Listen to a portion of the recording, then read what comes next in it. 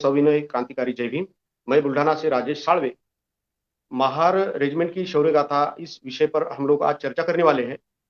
तो हमारे साथ में है सूबेदार मेजर श्रीराम जाधव साहब, जो कि 3 महार रेजिमेंट में से अपनी सेवा दे चुके हैं।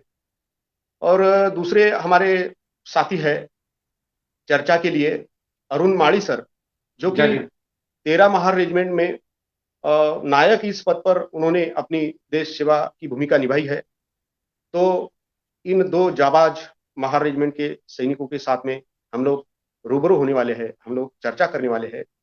तो कल भी हमने महार रेजिमेंट के शौर्य गाथा पर चर्चा की थी और आज हम महार रेजिमेंट के शौर्य गाथा पर और चर्चा करने वाले हैं।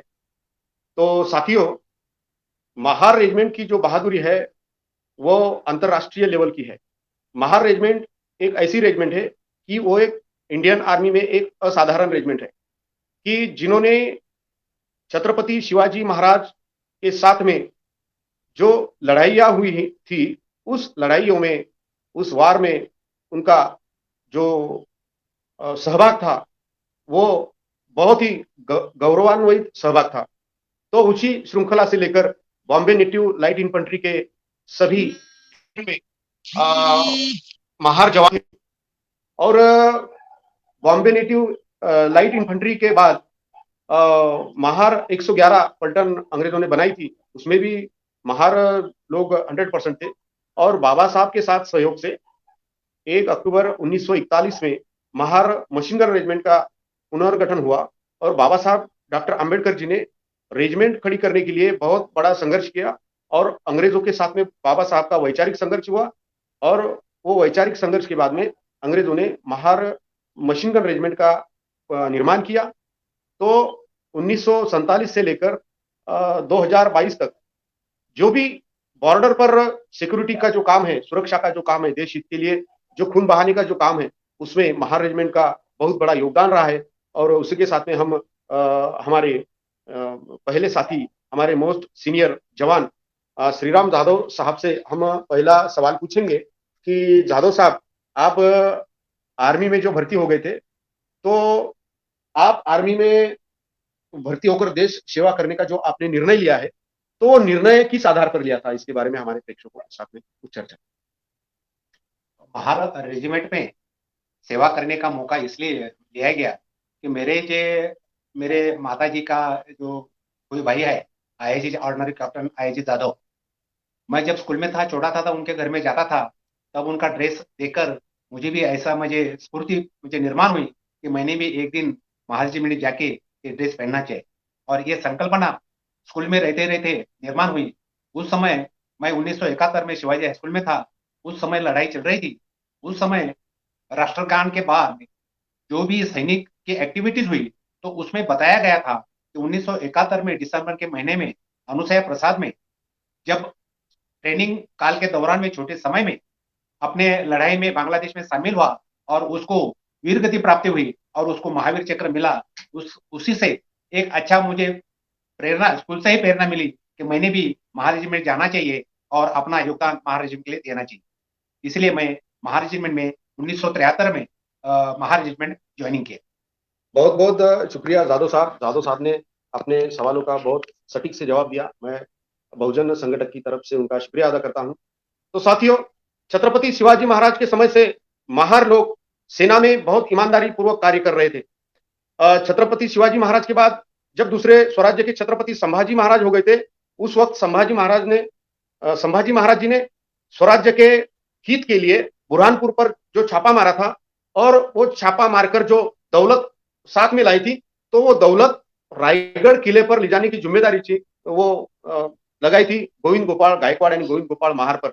तो वो जो जो बुरहानपुर से छापा मारकर जो संपत्ति हमारे मराठा सैनिकों ने जो हासिल की थी, तो वो रायगढ़ पर पहुंचाने का जो जुम्मा है वो गोविंद गोपाल महार पर वो दिया था। तो यह किताब में उसका रिटर्न में एविडेंस है। तो इसी तरह बहुत बड़ी ईमानदारी से महार सैनिकों ने शिवाजी महाराज के साथ, संभाजी महाराज के साथ, छत्रपति राजाराम महाराज के साथ और थोरले छत्रपति शाहू महाराज के साथ जो बहुत ही ईमानदारी पूर्वक काम किया, स्वराज्य की रक्षा की।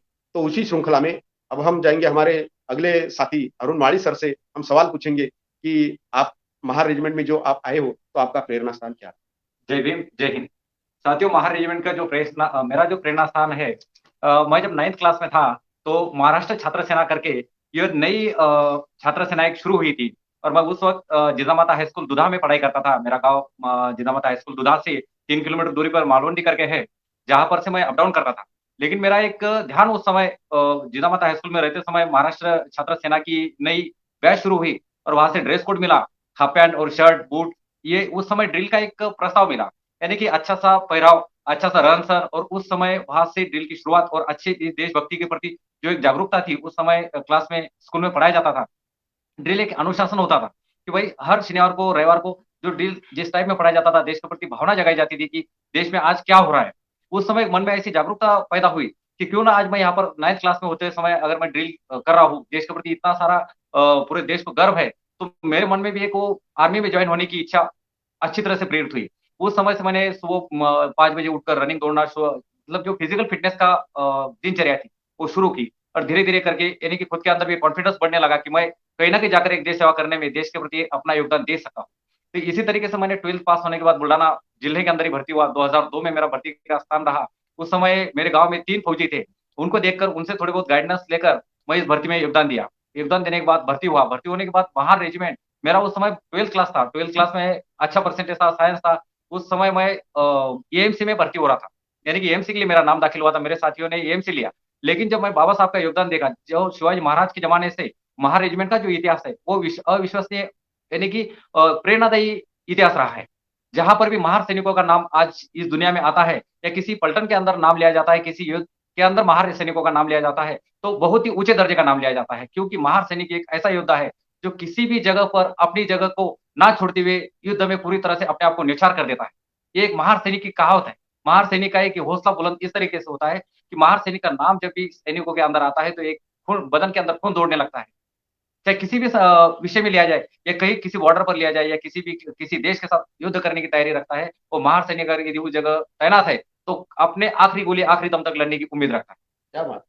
जब मैं 12th क्लास होने के बाद महार रेजिमेंट में जाने के लिए मैं अपने औरंगाबाद बीआरओ के अंदर में वहां के भर्ती अधिकारियों से बोला कि मेरे को महार रेजिमेंट के अंदर ही जाना है। तो उन्होंने मेरे को एक सवाल पूछा था कि आपने एएमसी का जो अच्छा साइड होने के बाद भी आप महार रेजिमेंट को इन्फेंट्री बटालियन क्यों चुन रहे हो? तो मैं एक ही जवाब दिया था कि इन्फेंट्री बटालियन जो कि डॉक्टर बाबा साहब अम्बेडकर जी ने खड़ी की है, उसके लिए उन्होंने अविश्वसनीय ऐसा कार्य किया है। उनके पिताजी ने, जो रामजी सकपाल जी थे, उन्होंने महार रेजिमेंट खड़ा करने के लिए अपना पूरा योगदान दिया। बाबा साहब ने महार रेजिमेंट के अंदर जॉब किया और उन्होंने ही इस रेजिमेंट को खड़ा करने में अपना पूरा योगदान लगा दिया।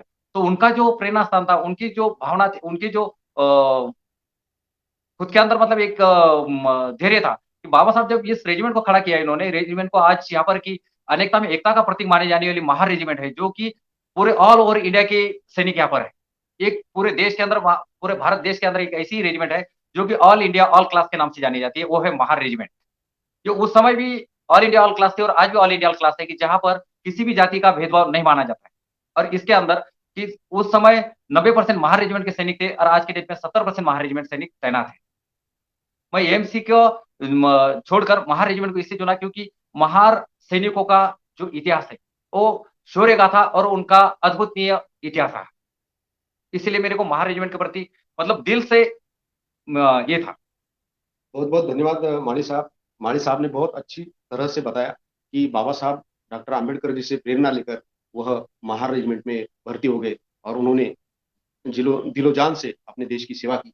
मैं और जादव साहब की तरफ जाऊंगा कि जादव साहब, मैं ये सवाल आपसे पूछना चाहता हूं कि आपने इंडिविजुअल लेवल पर जो देश की सेवा की, तो उसके बारे में हम लोगों को और हमारे श्रोताओं को, प्रेक्षकों को बताओ। आपकी खुद की सेवा कैसी रही महार रेजिमेंट में? महार रेजिमेंट में मैंने 30 साल सर्विस किया है। इस दौरान में क्या बात है। मैंने अंडमान निकोबार में सर्विस किया है। उसके बाद में सियाचिन ग्लेशियर ऑपरेशन रक्षक में सर्विस किया। ईस्ट पूर्व की तरफ मैंने ऑपरेशन रिनो ऑपरेशन किया है। उसके बाद में ऑपरेशन पवन में एक्सरसाइज किया है। उसके बाद में बड़े से फील्ड स्टेशन में सर्विस किया है। श्रीनगर, बारामूला, उड़ी सेक्टर में सर्विस किया है।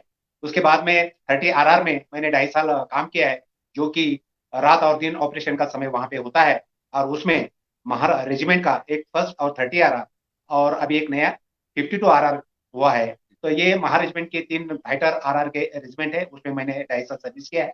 इसके अलावा सियाचिन ग्लेशियर में हमने 2.5 साल सर्विस किया है। महार रेजिमेंट में इंडियन आर्मी में पहला एक यूनिट ऐसा था, महार रेजिमेंट में पहला एक यूनिट ऐसा था कि 3 मार में 1976 में इंडियन आर्मी में महार रेजिमेंट का फर्स्ट यूनिट 3 मार रहा है।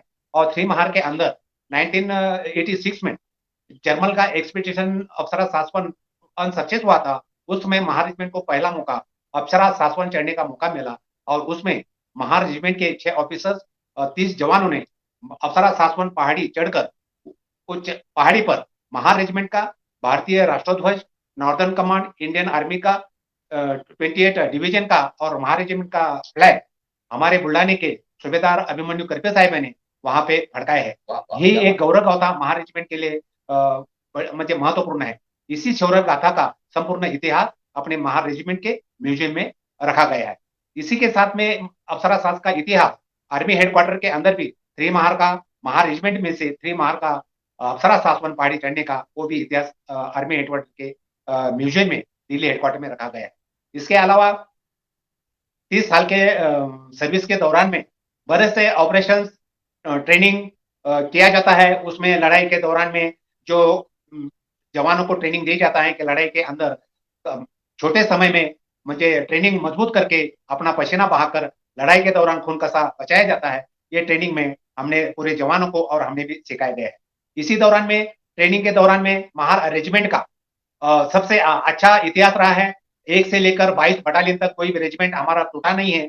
हार्ड वर्क करके सियाचिन ग्लेशियर प्रदेश में और फिर इलाके में महत्वपूर्ण कामयाबी हासिल किया है। इसके दौरान में महार रेजिमेंट ने 1965 में कालीदार पहाड़ी में एक अच्छा लड़ाई लड़ा है। उसके अंदर महार रेजिमेंट को एक महावीर चक्र, बड़े से मेडल्स वगैरह मिले हैं। आणि 3 महार को 1965 के लड़ाई में बैटल ऑनर कालीदार डे ये आर्मी हेडक्वार्टर की तरफ से घोषित किया गया है। इसके अलावा छोटे मोटे लड़ाई या ऑपरेशन हो जाते हैं। ऑपरेशन मिलिटेंट के इलाके में उड़ी सेक्टर में कार्रवाई की गई है। उसके बाद में ऑपरेशन आसाम में कार्रवाई की है। इसके अलावा दोबारा उड़ी सेक्टर में दोबारा कार्रवाई की है और 30 आरआर में आके फिर लास्ट में मैंने फिरोजपुर से मेरी सेवा पूर्ण करके 30 साल सेवा पूर्ण करके मैं फिरोजपुर से रिटायरमेंट हुआ हूँ। इसीलिए 30 साल का जो सफर मेरा रहा है वो बहुत ही अच्छा दर्जे का रहा है। इस पीरियड के दौरान में मैंने बहुत से जूनियर कमीशन ऑफिसर्स कैडर चला है, इंटेलिजेंस के कैडर चला है, उसके बाद प्रमोशन के कैडर मैंने चला है और उसमें अपने बहुत ही अच्छा प्रतिशत मिला है। महार रेजिमेंट के जवान हार्ड वर्क, ईमानदार, वफादार होते हैं। उनको गरीब जरूर होते हैं लेकिन ईमानदार वफादारी बहुत होते हैं। अफसरों का दिल जीतते हैं, काम में कभी पीछे हटते नहीं है। जो भी काम दो वो ईमानदारी से काम करते हैं और अपने कामयाब में सफल होते हैं। और हमारे महार रेजिमेंट में जब हम लड़ाई में जाते हैं या ट्रेनिंग के दौरान जाते हैं, जब हम अटैक का अभ्यास करते हैं या कोई भी अभ्यास करते हैं लड़ाई के दौरान में, भारत माता की जय करके हम जो भी ऑपरेशन ऑफ वार या कोई भी ट्रेनिंग का काम करते हैं तो भारत माता की जय बोल के ये हमारा वाक्य है। और उसी के दौरान में जोश भरा जाता है और उसी के दौरान में अब हमारे जवान काम करते हैं।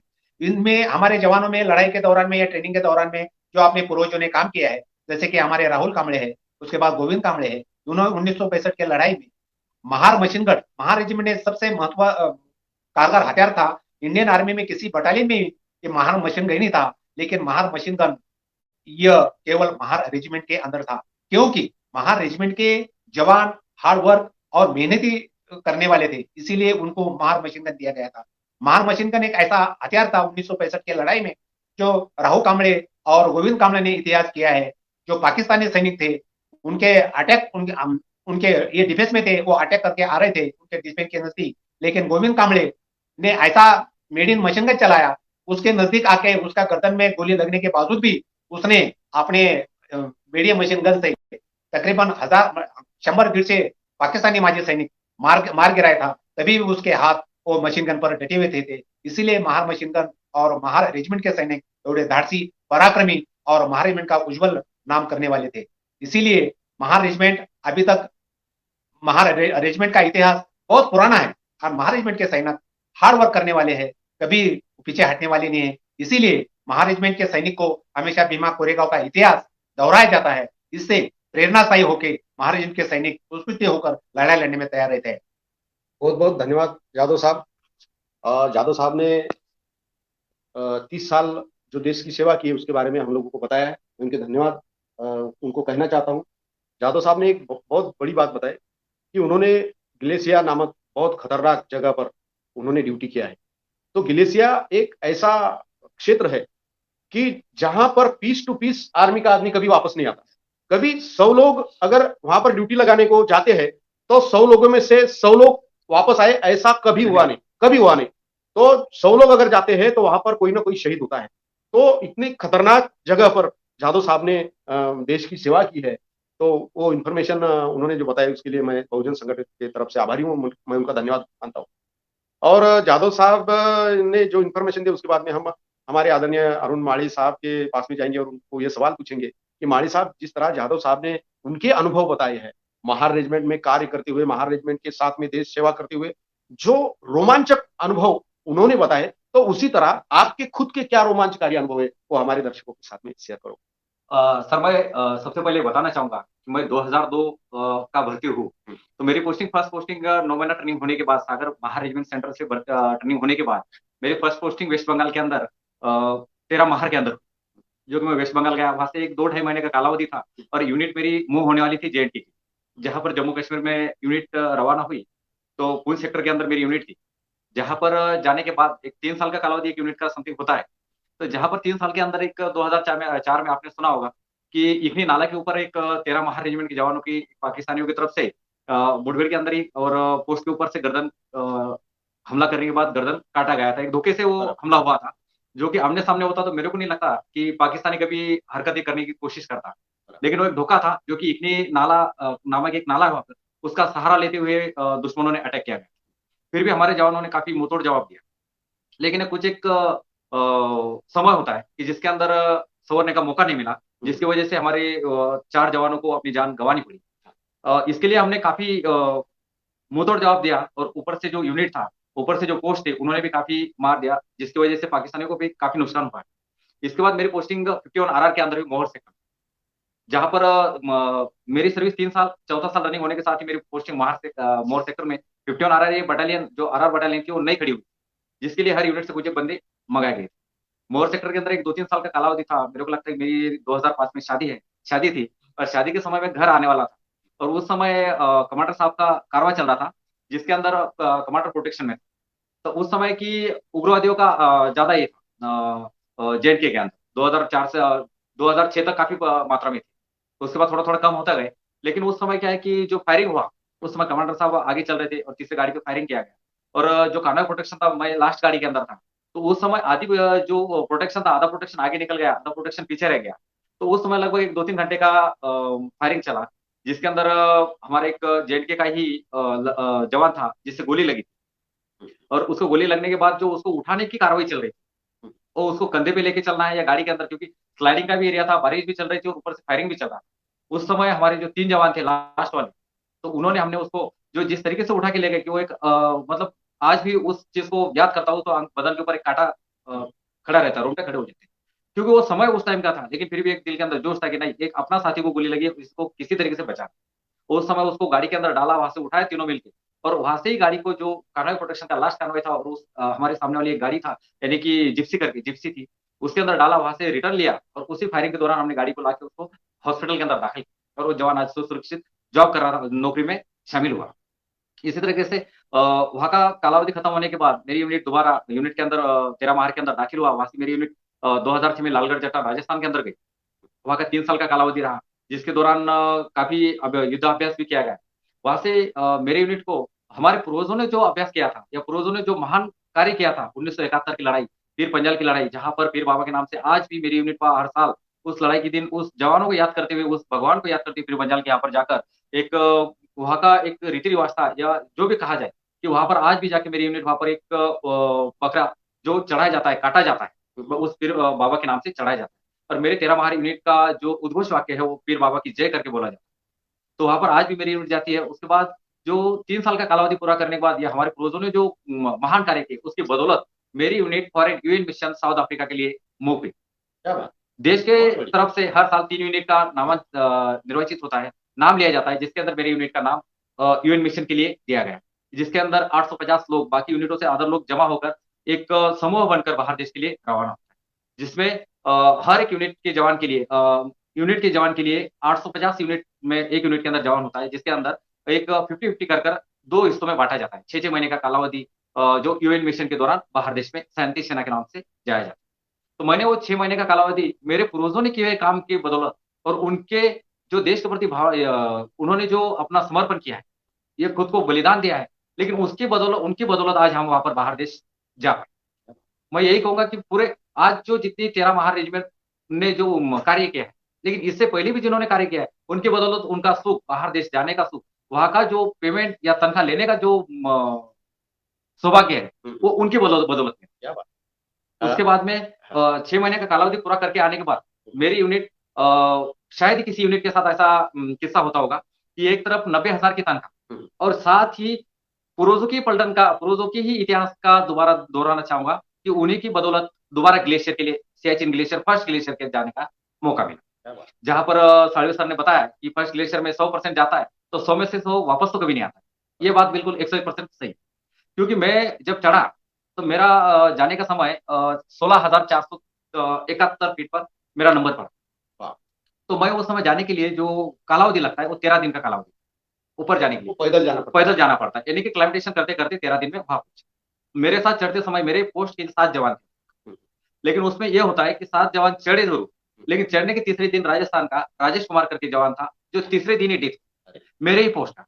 और वहां की एक खासियत है, यदि पोस्ट के ऊपर जवान चढ़ा है, 7 जवान उस पोस्ट के लिए लागू है, या 7 जवानों का ट्रूप्स वहां पर कालावधि अपना 3.5 महीने का समय बिताएगा, उसमें से यदि किसी जवान की डेथ होती है, किसी जवान को किसी समस्या की वजह से नीचे डाउन होना पड़ता है, तो जो जवान बाकी रहेगा वही जवान वहां पर अपना समय पूरा करेगा। तो मेरे जाने के साथ ही मेरे साथ का जवान राजेश कुमार करके किसी कारणवश वहां पर क्लाइमेटेशन में उनका सही तरीके से नहीं हुआ, जिस वजह से वहां पर डेथ होगी जाने के तीसरे दिन। तो हम 6 लोगों ने मिलकर, उसके अंदर एक लगभग 1.5 महीने बाद और एक जवान का डेथ हुआ था, जो कि कोल्हापुर का था, साबड़े, विजेंद्र साबड़े करके एक ऑक्सीजन की प्रॉब्लम से उनका डेथ हुआ था। तो 5 जवानों ने लास्ट दम तक वहां पर हम लोग रुके। तो वो समय हमारा एक सियाचिन ग्लेशियर का हम जो बोलते हैं कि एक जीती जागती मौत है, कि जब ऊपर चढ़ते समय वहां पर ओपी बाबा के नाम से मंदिर है, यदि आप जाने का मौका मिले, ये मौका तो मैं यही कहूंगा कि जो भाग्यशाली जवान होता है, सैनिक होता है, उन्हीं को मिलता है। कई एक जवान ऐसे होते पूरा समय अपना निकाल के आते, लेकिन सियाचिन जाने का मौका नहीं मिलता। मैं ये चाहूंगा कि मेरे जैसा भाग्यशाली सैनिक, मतलब अपने आप को खुद ही भाग्यशाली समझता हूँ कि मेरे पूर्वजों ने किए हुए कार्य को और उनकी बदौलत मैंने जो वहां का जो समय बिताया, विदेश हो गया, ग्लेशियर हो गया, यहाँ पर मैं ग्लेशियर का और एक मेरे पर्सनल किस्सा कहना चाहूंगा कि मैं जब ग्लेशियर में जाने से पहले छुट्टी आया, तो मेरी बेटी मेरे साथ है आज, श्रुति माड़ी करके,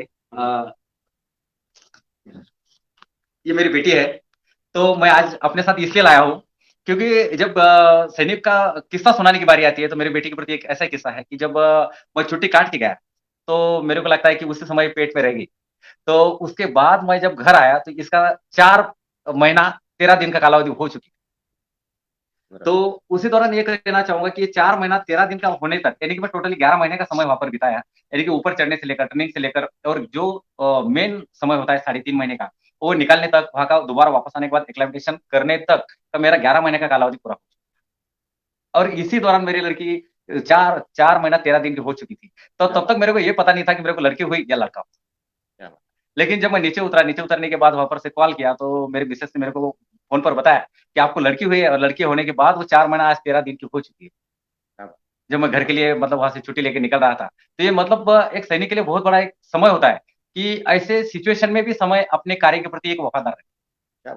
क्योंकि घर का माहौल, और इसी के साथ कहना चाहूंगा कि जितना सैनिक एक जाबाज होता है, तो मैं एक लेडीज के लिए भी वही कहना चाहूंगा कि सैनिक की बीवी सैनिक से भी ज्यादा जाबाज होती है। क्योंकि मैं तो एक देश के प्रति एक जवानों के साथ खड़ा डटा रहता हूँ, लेकिन समाज के साथ डटा रहना एक लेडीज के लिए उतना ही जिम्मेदार होता है, क्योंकि पूरे परिवार का विश्वास, पति का विश्वास और पूरे समाज का विश्वास उसने अपने ऊपर लेके रखा, और इसी विश्वास के साथ निभाते हुए, परिवार को लेके चलते हुए, बच्चों का दुख दर्द समय को देखते हुए वो अपने प्रति अपना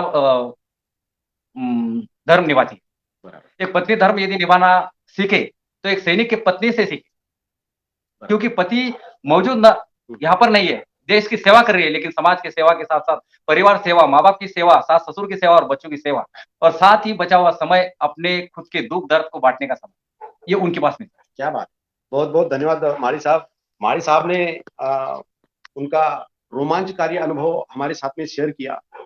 ये तो किया ही उन्होंने, लेकिन उन्होंने एक बहुत अलग और बहुत अहम और बहुत बड़ी बात यहाँ पर बताई कि एक सैनिक जो होता है वो अपने देश के प्रति किस तरह त्याग और समर्पण के साथ में अपनी ड्यूटी निभाता है।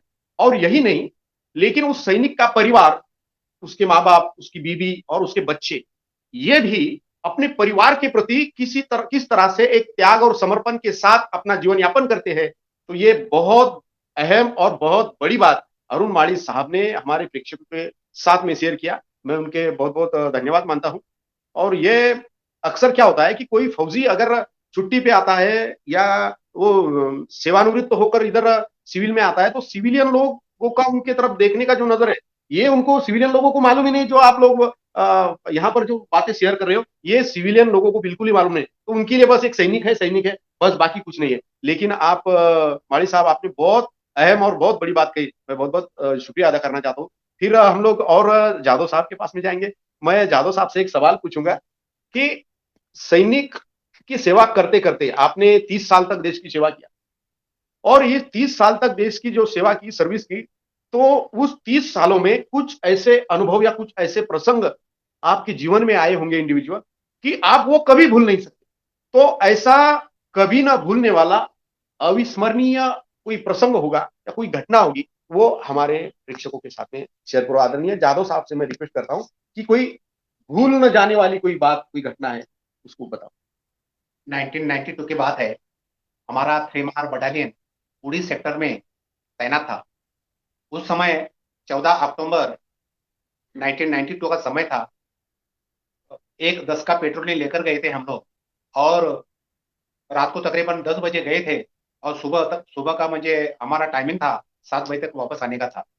उस समय पेट्रोल लेकर गए। पेट्रोल सक्सेस होने के बावजूद रिपोर्ट लेकर हम लोग जब वापस सुबह 5:30 बजे निकले, तो तकरीबन 6 बजे हम उस जगह पर पहुंचना था। उसी के पीछे तकरीबन 200-300 मीटर पीछे मिलिटेंट ने एक बायनाकुलर के बायनाकुलर एक बायनाकुलर था, और उसके केस में एक आईडिया रखा था।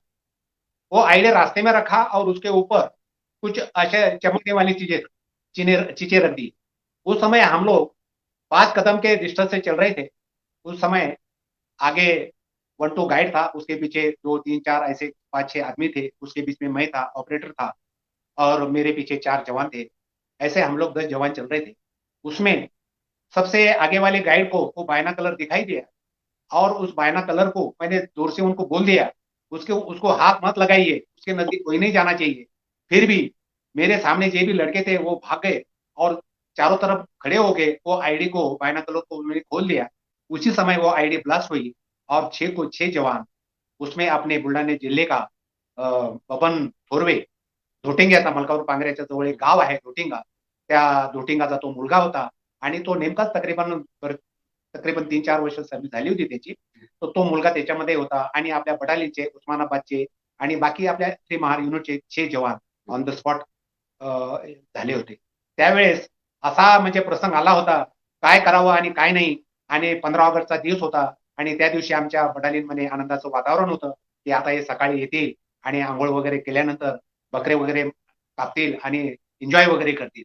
हा दिवस होता आमचा। पण त्या दिवशी सकाळी 15 ऑगस्ट 1992 रोजी आमचे 6 जवान आयडी मध्ये प्लस झाले, वीरगती प्राप्त झाली। तो दिवस अत्यंत, अजून मी तो देखावा वगैरे बघितला, मला फार दुःख होते की रात्रंदिवस आपल्या सोबत राहणारे मुलं, जवान, आपली सेवा करणारे जवान, आपलं प्रोटेक्शन करणारे जवान, आणि अशा याच्यामध्ये शहीद होतात। आणि शहीद झाले, त्याचं दुःख तर फार आहे। पर जे मुलं आपल्या कमांडरचं ऐकत नाहीत, मनमानी करतात, त्यामुळे हे अशा झाल्यामुळं मला एवढा त्रास सहन करावा लागला। मला आर्मी हेडक्वार्टर पर्यंत जावं लागलं, कोर हेडक्वार्टर पर्यंत श्रीनगरमध्ये जावं लागलं, आणि संपूर्ण बटालियन 4-5 दिवस भुके प्यासे होते त्या जवानाच्या दुःखामध्ये। आणि हे दुःख असं होतं की विस्मरणीय सरण होतं। त्याच्यात दुसरा एक किस्सा सांगतो।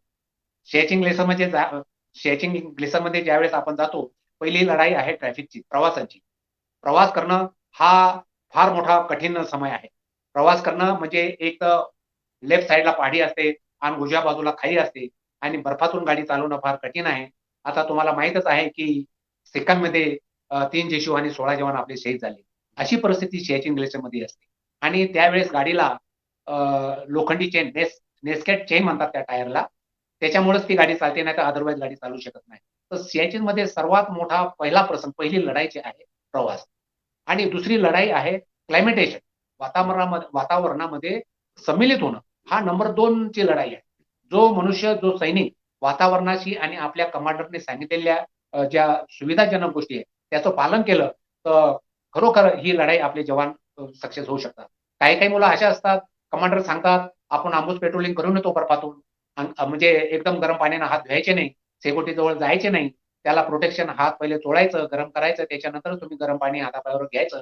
पण काही काही मुले काय करतात, थंडीतून आलेले असतात, थंडी जास्त असते, रक्त गोठलेलं असते, एकदम शेगडीच्या जवळ बुखारीजवळ जातात, गरम पाणी घेतात. त्याच्यामुळे काय होते की जे रक्त गोठलेलं असतं तर ते रक्त काळं होतं, आणि काळं झाल्यानंतर 1-1.5 तकरीबन तासामध्ये मग ते त्याचे बोट असे फुगायला लागतात, त्याच्यामध्ये पीप तयार होतो. पीप तयार झाल्यानंतर मग त्याला मग दवाखान्यामध्ये ऍडमिट व्हावं लागतं, केंद्रीमध्ये यावं लागतं, नाही तर सियाचीन ग्लेशियरच्या लेह लडाखच्या बेस कॅम्पमध्ये यावं लागतं. त्याच्यानंतर मग ते बोट एक त्याचं जे पॉइझनिंग जे आहे ते ते बोटापासून हातापर्यंत आपल्या खांद्यापर्यंत जातं, आणि त्याच्यामुळे त्याचं काय होतं की हात तोडले जातात. आपल्या बुलढाणा जिल्ह्यामध्ये एक प्रभाकर जाधव हातोडीचा एक मुलगा आहे, त्याचे एक हात त्याचा तोडलेला आहे. म्हणजे जी मुलं आपल्या कमांडरचं अनुशासन म्हणजे जे आपले हिदायती असतात सियाचीन ग्लेशियरमध्ये थंडीच्या दिवसामध्ये, ते पाळायलाच पाहिजे. नंबर 3री लढाई आहे दुश्मनाची. ज्यावेळेस आपण पिकेटवर असतो त्यावेळेस आंबोज पेट्रोलिंगची त्याच्यामुळे बी आम्हाला पेट्रोलिंग करावं लागते. स्कूटर असते, नाही स्कूटर असते, त्याच्यावर आम्हाला आंबोज पेट्रोल करावं लागते, धान्य वगैरे आणावं लागते. आणि त्याच्यामुळे काय होते की रात्रीचा पहारा त्याच्यामध्ये द्यावा लागतो. आणि त्याच्यामध्ये आम्हाला आहे की ज्यावेळेस आंबोज पेट्रोलिंग करतो तर त्यावेळेस रशियन कपडे असतात अंगावर ते, आणि त्याच्यावर एक पांढरा बर्फ छातीत एक ट्रेस असतो पांढरा. त्याच्यामुळे आम्ही जो मुवमेंट वगैरे करतो तो एनिमीला दिसू नये म्हणून, कारण बर्फ पांढरा असतं आणि ड्रेस पांढरा असल्यामुळे ते ऍक्टिव्हिटी दिसू शकत नाही. आणि अशा कारणामुळे ज्यावेळेस आम्ही पिकेटवर असतो मध्ये, त्याच्यामुळे 0- तकरीबन 0-20-30 डिग्री टेम्परेचर तिथे असते. आणि तिथे एक तर जेवणाचा प्रॉब्लेम असतो, पाणी उकळून प्यावं लागते, बर्फ जमा करून याच्यामध्ये गरम करून प्यावं लागते. त्याच्यानंतर सर्व जेवण जे आहे फुल टिन व्हेजिटेबल असतात त्याच्यामध्ये. टिन म्हणजे कापल्यानंतर एकदम गरम करून ते खावं लागते. त्याच्यामध्ये सुगडी वगैरे असते, पाणी टाकून तयार व्हायला ते. त्याच्यामध्ये तांदळ खिचडी वगैरे जे असते ते बी बॉइल्ड असते, ते म्हणजे पॅकेट फिल्ड पॅकेट असते. त्याच्यामध्ये असं स्वयंपाक वगैरे पोळ्या वगैरे बनवणं हे थोडं कठीण असतं. तर तरी पण काही याच्यामध्ये आम्ही हे करून ते पोळ्या वगैरे बनवत असतो. म्हणजे पहिली लढाई ट्रॅफिकची, दुसरी लढाई क्लायमेटेशनची, आणि तिसरी लढाई हा आपण पिकेटवर ज्या वेळेस ड्युटी करतो तर ती दुश्मनाच्या म्हणजे गोळीची ही तिसरी लढाई. आणि या तिसऱ्या लढाईतून, या तिन्ही प्रकारच्या लढाईतून जो सैनिक वापस येतो तो खरोखरच भाग्यवान असतो. कारण कदम कदम पर तिथं मौत आलेली असते. मध्ये ज्यावेळेस आंबोज पेट्रोलिंगवर ज्यावेळेस आम्ही करतो, क्रॅवेज केव्हा येईल, अव्हलेज केव्हा येईल काही सांगता येत नाही. कारण तिथं बर्फ तकरीबन 10-10, 15-15 फूट पडलेलं असतं. आम्ही ज्यावेळी पिकेटवर असतो, पिकेटवर तकरीबन 10-10, 15-15 फूट बर्फ जमलेला असतो. ज्यावेळेस आम्ही बंकरतून बाहेर ड्युटीला जायला येतो तर दरवाजा दिसत नाही. तर त्याच्यामुळे जी आमची त्या पिकेटवर बुखारी वगैरे असते, 24 तास बुखारी चालते रॉकेलची, तर त्याच्यामुळे त्या गरमाईनं थोडासा दरवाजा वगैरे हे केल्यानंतर ते आम्ही बाहेर येतो. त्याच्यामुळे सियाचीन ग्लेशियरचं जे जीवन जे आहे ते फार कठीण आहे. आणि जो सियाचीन ग्लेशियरमध्ये 6-6 महिन्यात तिथं जातो, टर्नओव्हर करतो, त्या माणसाचं इकडे आल्यानंतर लाईफ तकरीबन 3-4 वर्ष लाईफ कमी होतं. कारण एक तर त्याला दाताचा प्रॉब्लेम होतो, दात लवकर पडतात. त्याच्यानंतर त्याचे घुटणे हे लवकर कामातून जातात, आणि शरीर बॉडी बी थकल्यासारखे होते. ते सियाचीनचा ग्लेशियर बर्फाचा जो असर आहे 6 महिन्याचा, तो शरीर बॉडीवर रिटायर झाल्यानंतर खरोखर लवकर जाणवायला लागते की यार आपल्याला काहीतरी आता त्रास व्हायला सुरुवात होतो. तर असे सियाचीन ग्लेशियरच्या हे आहेत. त्याच्यानंतर सियाचीन ग्लेशियर म्हणजे आमच्या सोबतचे सर्वात प्रथम आपले अकोल्याचे वानखेडे साहेब आहेत, जे एसक्यूम होते. ते सर्वात प्रथम डेल्टा कंपनीमध्ये दर्शन पोस्टवर गेले होते, नवीनच गेले, आणि स्लिपिंग बॅग मध्ये जसे झोपले तर ते झोपूनच राहिले. कारण त्या पिकेटवर काय राहतंय की एक तर ऑक्सिजन फार कमी असतो, आणि ऑक्सिजन कमी असल्यामुळं, आणि आम्ही नवीन नवीन गेलो, आम्हाला एवढी काही कल्पना नव्हती. तरी पण आमचे ते सुभेदार साहेब होते, आमचे वानखेडे साहेब, ते नवीन गेले आणि ते थोडे जरा विकनेसेस होते. स्लिपिंग मध्ये गेले, जसे झोपले तसे झोपूनच राहिले. दुसऱ्याची सकाळी उठवायला गेले तर हालचाल नाही झाली, काही नाही. तर पहिली बस्ट डेथ आमची वानखेडे साहेब अकोल्याची झाली. त्याच्यानंतर कबीर कांबळे साहेब कोल्हापूरचे ते झाले. त्याच्याने काश्मारा सिंग, त्याला ज्वाला पोस्टवर पाकिस्तानच्या अम्बुश पेट्रोलिंग करताना रात्री 1-1:30 वाजता त्याला पाकिस्तानी ब्रश लागला, त्याच्यात तो मुलगा शहीद झाला. तर अशा प्रकारे सियाचीन ग्लेशियरची सर्व्हिस फार हार्ड आहे. तरी पण महार रेजिमेंटचे जेवढे बी रेजिमेंट सियाचीन मध्ये गेलेले आहेत ते 100% सक्सेसफुल झालेले आहे आणि संपूर्ण ऑपरेशन ऑफ वॉर करून सक्सेसफुल आलेले आहे. बाकी बटालियनचे तुम्ही किस्से ऐकले असाल तर बरेचसे बटालियन सियाचीन मध्ये गेल्यानंतर तुटलेले आहे. बटालियन आर्मी हेडक्वार्टरना डिस्बाउंड केलेलं आहे आणि ऑपरेशन सियाचीन ग्लेशियर मध्ये सक्सेसफुल अनफिट आहे असे बटालियन डिस्बाउंड झालेले त्यांना तोडलेलं आहे. तर असं आपल्या महार रेजिमेंटच्या सैनिक बटालियन अजून कुठेही असं झालेलं नाही. एकदम उच्चवर्णीय चांगलं ट्रेनिंग आणि स्वतःची हिफाजत करून सर्व महार रेजिमेंटचे बटालियन सियाचीन मध्ये सक्सेस होऊन वापस आलेले क्या बात, बहुत बहुत धन्यवाद जादव साहब। हर दिन मौत से खेलकर अपने देश की रक्षा करने वाले बहादुर सैनिकों के साथ में हम आज रूबरू हो रहे हैं। हमें गर्व है जादव साहब और माली साहब, आपने जो देश की सेवा की उस सेवा के लिए हमें बहुत बड़ा गर्व है। और जादव साहब ने बहुत अपने रोमांचकारी अनुभव बताए हैं और इसी श्रृंखला में हम माली साहब से यही सवाल पूछेंगे कि कुछ ऐसी घटना या कोई ऐसा प्रसंग होगा कि आप उसको भूल नहीं सकते, तो ऐसा एक प्रसंग बताओ साहब आपके सर्विस में, पूरी सर्विस में। सर मैं बताना चाहूंगा कि जैसे ग्लेशियर से मैं डाउन हुआ, उसके बाद 21 महार ये नई बटालियन खड़ी हुई, हाँ, जिसके लिए पहले 20 बटालियन तक का यूनिट था महार रेजिमेंट का, तो 21 बटालियन खड़ी की, तो उसके लिए हर यूनिट से जवानों को बुलाया, जिसके अंदर मेरा भी नंबर। मैं जब महार रेजिमेंट सेंटर के अंदर दाखिल हुआ, वहां से यूनिट खड़ी होकर ये आसाम के लिए, आसाम के अंदर जाने के बाद नलवारी के अंदर यूनिट दाखिल हुई। दाखिल होने के बाद एक मेरा जो एक 9 साल सर्विस समथिंग हो चुका, तो जिसके दौरान मैंने क्या है कि नायकी कैडर के लिए प्रमोशन के लिए नाम आया। अब नायक प्रमोशन के लिए क्या होता है कि उसके अंदर एक कैडर हो गया, कैंप हो गया, उसके बाद एक कुछ एक एक्टिविटी करना पड़ता है, जिसके अंदर एक एक्टिविटी ये थी कि पहाड़ी के अंदर जाना है। पहाड़ी के अंदर एक सर्चिंग पॉइंट था, सर्चिंग पॉइंट के अंदर से एक सर्च करके आना है।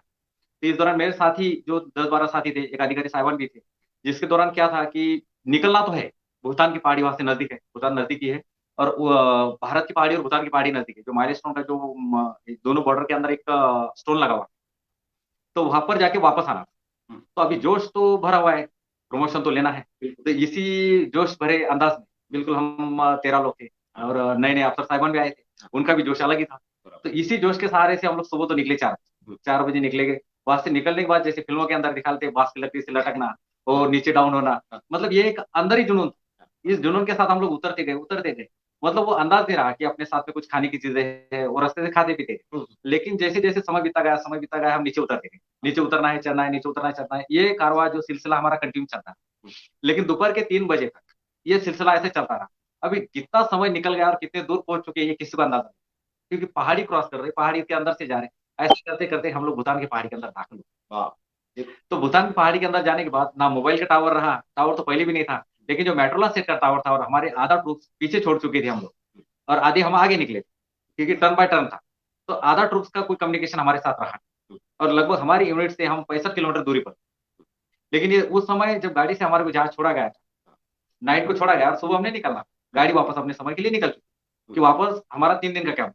तो हम दूसरे दिन वहां से निकले, निकलने के बाद 4 बजे निकले, शाम के 3 बज गए। 3 बजे तक हमारे को समय को कुछ पता नहीं चला। जब लेकिन समय हमारे अधिकारी साहबान ने देखा कि 3 बज गए, हमारे को पत्थर तो मिलना दूर भूटान का, लेकिन हम क्रॉस करके भूटान की पहाड़ी के अंदर आ गए।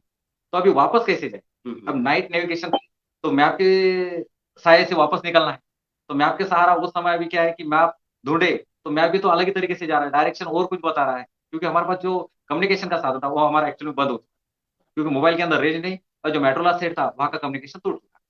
तो अभी हमारे दिमाग में यही चीज थी कि यहाँ पर तो अभी हमारे ऊपर जो कुछ एक जवान थे, तो उसमें मैं भी शामिल था, जो वहां पर जोक करके एक चीज उठाए, यानी कि उनको कल के आपके एपिसोड में बताया गया था शायद कि जोक वहां का एक ऐसा कीटाणु है कि शरीर के अंदर से एक दिखने के लिए एक उड़द के दाने के जैसा होता है, लेकिन जब वो शरीर में चुभता है तो उस समय पता नहीं चलता, लेकिन जो वो अपने शरीर का खून उसके शरीर में दाखिल करता है उस समय क्या है धीरे धीरे करके उसकी साइज बढ़ना शुरू हो जाती है, और जिस समय साइज बड़ी हो जाती है उसका जो भरण पोषण पूरा हो जाता है, यानी कि उसके लिमिट का जो लिमिट है खून पीने का वो जब पूरा हो जाता है उस समय अपने शरीर के अंदर खुजली शुरू होती है।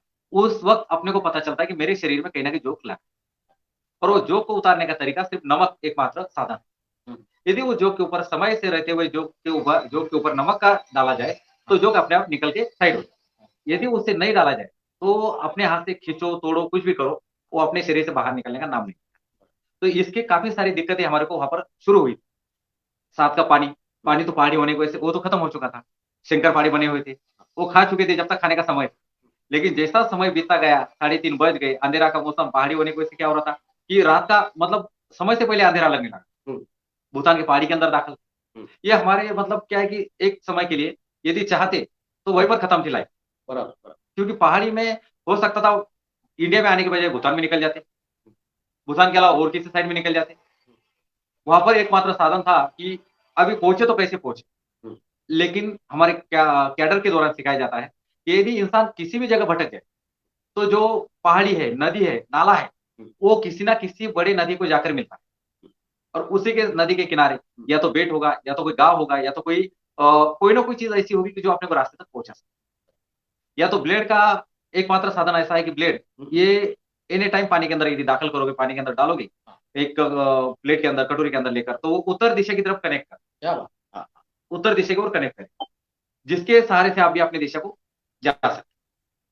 दूसरी ये है कि शंकर भगवान की जो महादेव की पिंड बोलते हैं उसका जो पानी जाने का रूट होता है, यानी कि पानी जिस रास्ते से उतरता है वो भी उत्तर दिशा की तरफ। बराबर। ये दोनों चीजों को आप यदि आजमा के देखोगे तो आपको उत्तर दिशा की तरफ दिखाई देगा। तो इसी का सहारा लेते हुए हमने क्या किया कि वहां से नाला एक बह रहा था, तो नाले का सहारा, टॉर्च तो नजदीक था, ये अंधेरा होता चल रहा था, तो उस नाले के सहारे सहारे से हम लोग ब्रह्मपुत्रा नदी, जो कि आसाम के अंदर सबसे बड़ी नदी है, उस नदी के किनारे, जहां से हमारे को गांव भी नजदीक दिखने लगा। जैसे समय बीता गया, रात के 1:30-2 बजे तक हम लोग रास्ता पार कर करके उस किनारे से ब्रह्मपुत्रा नदी के किनारे पहुंचे। किनारे पहुंचने के बाद पता चला कि आगे तो बहुत बड़ी नदी है, लेकिन अब नदी से नदी की तरफ तो पार कर नहीं सकते, तो नदी से उल्टा रुख पकड़ा, जिधर की तरफ उतार था। तो वहां से जाके एक 10-12 गाँव घरों की बस्ती थी, वहां पर पहुंचे। वहां जाने के बाद मोबाइल का कनेक्शन भी पहुंचा, और वहां जाने के बाद रात का होल्ड किया, और दूसरे दिन फिर अपनी यूनिट में कॉल किया, तब जाके गाड़ी लेने की। यानी कि एक समय ऐसा था कि कुछ समय के लिए हम 13 जवान, एक अधिकारी, जिनको लगा था कि अपनी लाइफ यहाँ पर खत्म, बराबर। या तो हो सकता है अभी हम जा रहे तो पाकिस्तान में निकले, इसमें भूटान में निकले, बिना बताए जाने के बाद उधर से भी डर था कि वहां की सेना हमारे को गोली से ना उड़ाए, क्योंकि रात को 13-14 टॉर्च चल रही, तो जायज है कि कोई ना कोई एनिमी अपने तरफ आ रहा है। वहां की सेना तो आपस में आएगी तो एक दूसरे को कम्युनिकेशन करके आएगी, हम विदाउट कम्युनिकेशन के उनके साथ उस रूट में जा रहे थे। तो इसलिए हमारे को पूरा पूरा ये था कि बच गए तो अपने, नहीं तो फिर गए। ये हमारा एक किस्सा हमारे साथ बहुत ही ये रहा। अभी आसाम से ही मेरा रिटायरमेंट था। आसाम के अंदर एक 4-5 साल का समय बीता, कुछ समय सेंटर के अंदर बीता, वहां से यूनिट को मूव करने के बाद आसाम पहुंचा। आसाम से मेरा 2018 के अंदर मेरा रिलीज हुआ 31 मार्च को, 16 साल का सर्विस पूरा करके। तो मेरे को ऐसा लग रहा था कि भाई गांव जाके या अपने शहर जाके या समाज के साथ तालमेल मेरा बैठेगा कि नहीं बैठेगा। लेकिन खुद के अंदर इतना हौसला और जुनून होना चाहिए कि यदि मैंने देश के लिए अपना योगदान दिया ही तो उतना ही फर्ज एक सैनिक का बनता है कि अपने समाज के लिए भी देना उचित समझता है। क्या बात है। बहुत क्योंकि बहुत धन्यवाद मानी उस साहब। समय देश सेवा तो अपने अंदर कुट कुट के भरी है, मैं यही बराबर, कहूँ। बराबर। लेकिन साथ ही इस समाज के साथ वहां पर ऑल इंडिया ऑल क्लास का जवान मिलता है, लेकिन वो जवान होता है एक भाईचारे का कम्युनिकेशन बना के रखा है। जबकि वो चाहे महाराष्ट्र का हो, उत्तर प्रदेश का हो, हिमाचल का हो, बिहार का हो, उड़ीसा का हो, यानी समथिंग वो किसी भी स्टेट का जवान हो, फिर भी वो सैनिक एक होने के नाते वो सैनिक का घर के अपने सगे भाई से बड़ा सगा भाई बनता है। जब वो सेना के अंदर होता है तो सेना की लाइफ अलग है, लेकिन जब वो सिविल के अंदर आता है तो मैंने देखा कि सिविल की लाइफ अलग है। सेना के अंदर एक दूसरे के साथ मिलना बहुत आसान है, लेकिन समाज के साथ आने के बाद खुद को शामिल करना बहुत मुश्किल है। क्योंकि सेना के अंदर हर चीज एक रूटीन वाइज चलता है, लेकिन समाज के अंदर आने के बाद वो रूटीन वाइज। कुछ एक चीजों को बोलना चाहूंगा कि मेरे पेंशन आने के साथ ही 31 मार्च 2018 को मैं रिटायर हुआ। एक साल का कालावधि था, तो एक साल के कालावधि के अंदर एक समाज सेवा, समाज के प्रति जो कुछ करने की प्रेरणा थी, कुछ एक कर दिखाने का जुनून था मेरे अंदर, वो मैंने आने के साथ करना शुरू। समाज के साथ भी जुड़ा। मैंने मेरे गांव के अंदर, जो अपनी मातृभूमि कहा जाता है कि मेरी जन्मभूमि है, बुल्डाना डिस्ट्रिक्ट के अंदर मालवंडी करके गांव है, वहां पर मैं, मेरा घर, मेरा परिवार, मेरा जमीन जायदाद सब वहां पर है, और मैं रहने के लिए डिस्ट्रिक्ट में हूँ। लेकिन मेरी जो नाड़ आज भी वहां से उस गांव से जुड़ी हुई है। तो मैं यही सोच के कि मैं तो देश सेवा करके आया, लेकिन मेरे जैसे कुछ एक मेरे साथी, कुछ एक जो नई पीढ़ी है, नई पीढ़ी के अंदर बेरोजगार जवान है, उन जवानों के हाथों को कुछ काम मिलना चाहिए। ये सोच के मैं वहां पर अपने गांव में पोहा फैक्ट्री का निर्माण किया। अब जैसे पोहा फैक्ट्री का निर्माण किया, कुछ एक समय बीता, और मेरा भाग्य समझो या मेरे इस देश का दुर्भाग्य समझो कि उसी समय कोरोना की एंट्री इंडिया के अंदर। आप सब लोगों को जानते हो कि कोरोना ने अच्छे अच्छे घरों को बर्बाद कर दिया, कि जो करोड़ों में खेलता था उसे ये नहीं पता चला कि मेरे जलाने वाला मेरा घर का मेरा बेटा है या म्युनिसिपालिटी का कर्मचारी। पैसा उस जगह पड़ा रहा कि जिस जगह उसने रखा था, ना वो अपने बेटों को बता पाया, ना उस म्युनिसिपालिटी के जवान को बता। उस समय काम आया वही अपना बेटा मान। इसी के सिद्धांत पे चलते हुए मैंने भी अपने अंदर एक जुनून ठाना कि जब मेरा देश ही कोरोना के साथ लड़ रहा है, तो मैं एक देश का सैनिक होने के नाते आज एक समाज के अंदर आया हूं या देश सेवा करके आया हूं, तो मेरा फर्ज यहाँ पर ही खत्म नहीं होता, या उस जगह को देश सेवा छोड़कर आया हूं तो यहाँ पर मेरा जो संघर्ष है वो खत्म नहीं हुआ। मेरी भी कुछ जिम्मेवारियां है देश के प्रति। जरूरी नहीं कि देश के नेता या देश के ही कुछ लोग लड़ रहे, लेकिन एक सैनिक होने के नाते मैंने भी अपनी जिम्मेवारी को निभाने का जुनून था। इसी के चलते कोरोना की शुरुआत हुई। कोरोना की जो फर्स्ट कुछ एक उसमें सिलेबसेस पढ़े कि फर्स्ट कोरोना आ रहा है, फर्स्ट ड्रॉप आ रहा है, सेकंड ड्रॉप आ रहा है, तो ये ना रुकने का तो नाम ले नहीं रहा। तो इस समय में क्या हुआ कि फैक्ट्री का रुक गया, वहां पर फैक्ट्री का कामकाज रुकना शुरू हो गया। तो जब रुके हुए काम को कुछ काम मिलना चाहिए, या मेरे गांव के जवान है या गांव का नागरिक है या आस पड़ोस के गांव के नागरिक है, ये कोरोना से जूझ रहा, उस समय जो जिसको मिले वो कम पड़ रहा था। वो कहते हैं ना कि डूबते को सहारा होता है, तिनके का सहारा होता है, ये कहानी उस समय चल रही। ऐसे समय में कि कोरोना का जवान या कोरोना का नागरिक या कोरोना से रिलेटेड व्यक्ति को कोई भी सहारा देने से हिचकिचा, अपने पास बुलाने से, अपने पास बैठने से भी वो आगे से हटता था। लेकिन मेरे अंदर देश सेवा करने के साथ समाज सेवा करने का इतना जुनून था कि मैंने पूरा फैक्ट्री को क्वारंटाइन सेंटर के नाम में तब्दील कर। क्या बात।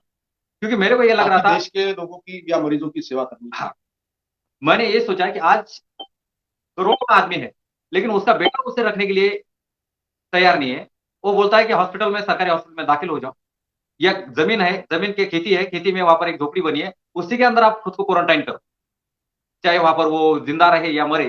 कुछ एक लोगों को ऐसे देखा कि वो खेती के अंदर लाइट नहीं है, मच्छर है, या वो रहने की सुविधा नहीं है, फिर भी वहां पर अपना समय बिता रहे क्योंकि उसको कोरोना हुआ है, तो उसका परिवार उसको घर के अंदर लेने के लिए तैयार है।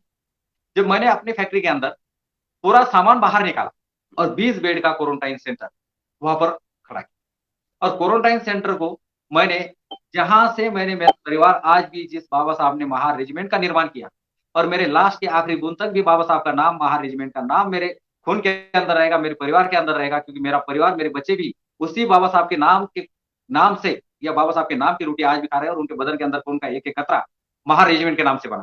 क्या बात। इसलिए मैंने क्वारंटाइन सेंटर खोला या क्वारंटाइन सेंटर शुरू किया, तो क्वारंटाइन सेंटर का नाम भी जो महार रेजिमेंट का बोध वाक्य है, ये सिद्धि, इसी नाम से मालवंडी के अंदर आज भी बोर्ड लगा हुआ है। और उस समय भी ये सिद्धि के नाम से क्वारंटाइन सेंटर शुरू किया, जिसके अंदर कई लोगों ने मुझे हेल्प भी किया, और वहां पर कुछ लोगों ने अपनी समय बिताकर अच्छे तरीके से ठीक होकर अपनी अपनी वापसी घर भी। ये समाज के प्रति जो समाज सेवा करने का जुनून है, वो मैं ये चाहूंगा कि देश के हर सैनिक के अंदर होना चाहिए।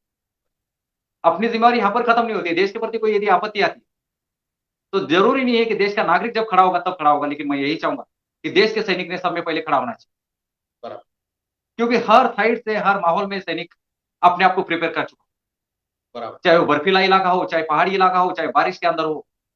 महार रेजिमेंट सॉन्ग के अंदर एक ही गाना गाया जाए, चाहे पड़ रही धूप कड़ी हो या वर्षा की लग रही झड़ी हो, इस गाने को याद करते हुए देश के हर सैनिक के अंदर वो जुनून जागना चाहिए। उस जुनून को अपने अंदर शामिल करना चाहिए कि चाहे हमारे ट्रेनिंग के दौरान एक ही कहावत कही जाती है कि वर्षा की लग रही झड़ी हो, ऊपर से चाहे बारिश की बूंदे पड़ रही हो, लेकिन उस जवान के प्रति जो समर्पण है, जो देश का प्रति उसका जुनून है, वो कायम रहना चाहिए। बर्फीले इलाके में जिस तरीके से अपने आप को प्रेरित करता है कि ये बर्फ है, आगे देश का, आगे दुश्मन खड़ा है, लेकिन फिर भी उसने वहां पर डटा रहना है, उसी तरीके से समाज के अंदर यदि कोई आपत्ति आती है तो उस समय खुद को अपने आप प्रेरित करते हुए डटा रहना चाहिए, और आसपास के लोगों को भी वही भावना जगानी चाहिए कि इस आपत्ति से आज निकलेंगे हम, समय जरूर लगेगा लेकिन इसमें से निकलेंगे जरूर। बहुत बहुत क्योंकि समय रुका हुआ नहीं रहता। बहुत बहुत शुक्रिया माली साहब। माली साहब ने एक बहुत बड़ा संदेश दिया है कि केवल मात्र किसी महापुरुषों के नाम की जय जयकार या देश के नाम की जय जयकार करने से कोई देशभक्त नहीं बन जाता। तो केवल बातें करने से या भाषण देने से कोई देशभक्त नहीं बन जाता। तो माड़ी साहब ने महार रेजिमेंट के 13 महार रेजिमेंट के जो जवान है माड़ी साहब, इन्होंने जिस तरह से बॉर्डर पर जो काम किया, जिस खतरों को उठाकर देश को बचाया, देश की सेवा किया, और उसके बाद में भी एक सर्विसमैन होकर भी कोरोना से लड़ाई करने का भी बहुत बड़ा काम उन्होंने किया। तो ये जो महार रेजिमेंट के जवान है, जिस तरह से ये काम कर रहे हैं, तो ये ओरिजिनली देशभक्त है। या सेवा के जो जवान है, वो चाहे किसी भी रेजिमेंट के क्यों ना हो, वो सही मायने से सच्चे देशभक्त है। और मैं इस मौके पर इनको सही में सैल्यूट करता हूं। और अगला इसी श्रृंखला में मैं उनके धन्यवाद मानता हूं। और इसी श्रृंखला में मैं उनको एक अगला सवाल माड़ी साहब से पूछूंगा मैं, कि आज हम ये जो चर्चा कर रहे हैं, तो ये चर्चा कोरेगांव भीमा का जो विजय दिवस है, वो 1 जनवरी को जो मनाया जाता है। बाबा साहब डॉक्टर अंबेडकर वो वहां पर 1 जनवरी के दिन वहां पर वो स्तंभ को सैल्यूट करने के लिए जाया करते थे। और वो उन्होंने कौम को एक भाषण में कहा था कि तुम कोई साधारण नहीं हो, तुम भी शेर के बच्चे हो। अगर इस बात का अगर तुम्हें यकीन नहीं होता तो जाओ, कोरेगांव भीमा के स्तंभ पर तुम्हारे पुरखों के नाम लिखे हुए, तो तुम बहादुर कौम की औलाद हो। ऐसा बाबा साहब भी समाज को कहते थे। तो वही जो कोरेगांव भीमा का जो विजय स्तंभ, जिस लड़ाई को जीतकर जो बनाया गया था, तो वो कोरेगांव भीमा की लड़ाई, तो वो कोरेगांव भीमा की लड़ाई है। और आज का जो महार सैनिक है, तो इन दोनों में क्या कनेक्शन है, ऐसा आपको लगता है? महार सैनिक जो है, मैं पहले बताता आया हूँ कि जो भी है वो पूर्वजों की देन है, और पूर्वजों का ही जो गौरवशाली इतिहास है, उन्हीं को देखते हुए आज का सैनिक आगे बढ़ रहा है। मेरे पूर्वजों ने जब महार सैनिकों ने भीमा कोरेगांव 500 सैनिकों ने 28,000 पेशवाओं को काटा था, उस समय उनके अंदर जो जुनून था, हौसला था, वहां का जो भीमा कोरेगांव का जो विजय स्तंभ है, यदि किसी सैनिक ने वहां जाकर एक बार भी उस विजय स्तंभ को सैल्यूट मारा, तो अपने अंदर रोंगटे खड़े कर वो अपनी जिंदगी का आखिरी बूंद तक उन महार सैनिकों को याद करेगा और उनके सिद्धांतों पर चलेगा। मेरा इसी बात को एक बताना चाहूंगा कि अभी हर घर घर तिरंगा मोदी जी ने जो उपक्रम शुरू किया था, उस उपक्रम के दौरान संकेत बिलानी ऑफ ग्रुप पुणे, मैं बिलानी ऑफ ग्रुप का बहुत ही इससे नाम लेना चाहूंगा, क्योंकि इनका एक कार्य है, समाज के प्रति जो कार्य है बहुत ही गौरवशाली है।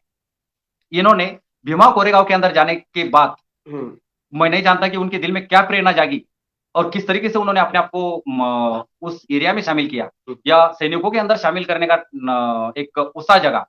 लेकिन जब मैं उनसे बात किया, नेट के ऊपर ऐसी बात हुई, मेरा नंबर उनको कैसे मिला वो तो मैं भी नहीं जानता।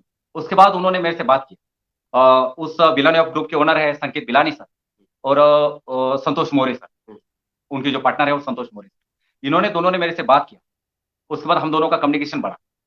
उन्होंने जब मेरे से मेरी हिस्ट्री पूछी कि आप महार रेजिमेंट से बिलोंग करते हो, एक देश के सैनिक हो, आपके अंदर जो जज्बा है, आपने जो जिस तरीके से देश सेवा किया, क्वारंटाइन सेंटर किया, उन्होंने इस तरीके से बाकी सैनिकों के प्रति हमारे दिल के अंदर बहुत ही बड़ी एक जगह है, तो हम इसके लिए क्या कर सकते? तो मैं बोला सर आपके हिसाब से करना क्या है? सैनिक तो एक उस तरीके का ढला हुआ है कि जिस माहौल में जाता है वो अपने आप को बना लेता है। मेरे कहने का मतलब अलग था, उनके कहने का मतलब अलग था। उनका कहना यह था कि इस देश के असली हीरो आप, तो इन असली हीरो के लिए हम क्या कर? तो मैं बोला सर इस देश का असली हीरो जरूर आप मानते हो, लेकिन ये हीरो किसी के आगे हाथ झुकाने में या हाथ फैलाने में अपने आप को कभी ये नहीं करेगा या बोलेगा नहीं कि क्या समस्या हमारे सैनिकों की। तब उन्होंने बोला कि इन हीरो की पहचान हमें अपने तरीके से करना है। तो बिलानी ऑफ ग्रुप के संकेत बिलानी सर ने एक अंगठी का निर्माण किया, और जब वो अंगठी बनाई उन्होंने, तो उस अंगठी को देखते हुए बुल्डाना डिस्ट्रिक्ट के अंदर समय पहला उन्होंने भेंट किया, 65 सैनिकों को ये अंगठी दिया। इस अंगठी का महत्व यह है, पैसों के साथ तुलना नहीं है अंगठी, पैसों के साथ तुलना उन्होंने नहीं की, ना ही मैं करूंगा, लेकिन उस अंगठी के अंदर जो चीजें उन्होंने डाली है उसकी तुलना बिल्कुल गौरवशाली, एक अविश्वसनीय है कि कोई इसके बारे में सोच भी नहीं सकता। और उनके दिमाग, उनकी सोच उस तरीके की रही कि उस अंगठी के अंदर 5 धातु से बनी वो अंगठी तैयार, जो मैं इसके बाद बताऊँगा कि वो अंगठी क्या है। उस 5 धातु में है चांदी, सोना, हीरा और ऑल स्टेट की मिट्टी मिट्टी जिससे वो अंगठी बनाई। और उन्होंने ये अंगठी का निर्माण इसलिए किया कि देश के असली हीरो के हाथ में यदि हीरे से बनी अंगठी और ऑल देश की मिट्टी और देश के खरा सोना जिसे कहा जाता है, वो देश का सैनिक माना जाता है। तो वो सैनिकों के हाथ में यदि ये दी जाए, तो हमारा कुछ एक देश के प्रति जो हमारा करने का हौसला था, वो कुछ हमने किया, ये अपने आप को महसूस करें। जब मेरे से ये बात शेयर की तो मैं बोला, सर आपकी जो इच्छा है, आप करना चाहते हो, लेकिन सैनिक आप तक नहीं आएगा कि सर ये किया है तो हमारे को ये करो। बोला आपको हम नहीं बुलाएंगे, हम आपके पास आकर आपको प्रेजेंट करें, आप बताओ कि किस तरीके से करना है। तो उसी समय को देखते हुए बुल्डाना के अंदर हर घर का तिरंगा क्रीड़ा संकुल के अंदर मनाया जा रहा था। बुल्डाना की हर एक स्कूल के कैंडिडेट, हर एक स्कूल के स्टूडेंट वहां पर मौजूद थे। बुल्डाना जिले के अंदर जितने ऑफिसर साहिबान, अधिकारी साहिबान मौजूद थे, उनके समक्ष ये अंगठी का उन्होंने प्रेजेंट दिया। सैनिक 65 सैनिकों को ये अंगठी दिया है। मैं बताना चाहूंगा कि ये जो अंगठी है, अंगूठी है, ये बिलानिया ग्रुप की तरफ से दी गई प्रेजेंट है। सैनिक सोना पहन सकता है, क्योंकि सैनिक की आज की तनख्वाह को देखते हुए सैनिक सोना पहन सकता है, हीरा पहन सकता है, सब चीज पहन सकता है। लेकिन किसी ने गौरव किया है उनका, और खरा हीरो की पहचान उन्होंने की, क्योंकि देश का सैनिक एक हीरे से कम नहीं, उसकी कोई कीमत नहीं है। वो उस समय भी करोड़ों में था। बोलते हैं ना कि जिंदा है तो लाख के बराबर और मरा तो करोड़ों के बराबर, क्योंकि तिरंगे के अंदर लपेटने का या तिरंगे के अंदर लपेटकर अपने परिवार के अंदर आने का हर एक कोई सपना नहीं मिलता। और एक हर एक सैनिक का हौसला होता है कि मरेगा तो देश के लिए मरेगा और जिएगा तो देश के लिए मरेगा। क्या बात, क्या बात। बहुत बहुत धन्यवाद माली साहब। अब यही सवाल मैं रिटायर्ड सूबेदार मेजर जादव साहब से पूछना चाहूंगा कि ये जो कोरेगांव भीमा का जो संघर्ष है और जो विजय दिन है, तो उस विजय दिन का और आपके पर्सनल लाइफ का या आपके सैनिक होने का आप क्या उसमें क्या देखते हो, क्या कैसा लिंक लगाते हो आप? तो ये आखिरी सवाल होगा, इसके बाद हम चर्चा को रोक देंगे। ऐसा है, महार रेजिमेंट, ये सैनिकों का महार रेजिमेंट एक माता जी के समान है। और 1 मार्च से 22 मार्च तक ये सिस्टर बटालियन होती है। महार रेजिमेंट में जब हम भर्ती होते हैं तो सागर में सबसे पहले क्वार्टर गार्ड के सामने जो भीमा कोरेगांव जो शहीद बैज है, उसको देख के भीमा कोरेगांव की अटवन की जाती है कि 1 जनवरी 1818 में जो महार सैनिकों ने पेशवाई के साथ में जो लड़ाई लड़ी है, वो रक्त की नदियां बहाई है, उस प्रेरणा से सैनिकों को एक मनोबल, एक उत्साह और एक शौर्य पैदा होता है। उसी प्रकार को मद्देनजर रखते हुए महार सैनिक अपने ट्रेनिंग में पसीना बहाते हैं और लड़ाई में खून बहाते हैं। महार रेजिमेंट जब कॉन्फ्रेंस के दौरान में अंग्रेजों से डॉक्टर बाबा साहब जब प्रश्न करते हैं कि हर महार रेजिमेंट की सैनिक खड़ा करना चाहिए, उस समय उनको बताया जाता है कि आपकी जो सेना है वो रोड बनाने के काम में आएगी, ऐसा रेजिमेंट बनाए। लेकिन महार सैनिक के बारे में बाबा साहब बताते हैं 1818 का 1 जनवरी 1818 का इतिहास उस अंग्रेजों के सामने रखते हैं, तो उनमें एक मुझे तो एक दिल में एक बड़ा धक्का बैठा है कि हमने बाबा साहब को रोड बनाने के फौज के बारे में बताया है।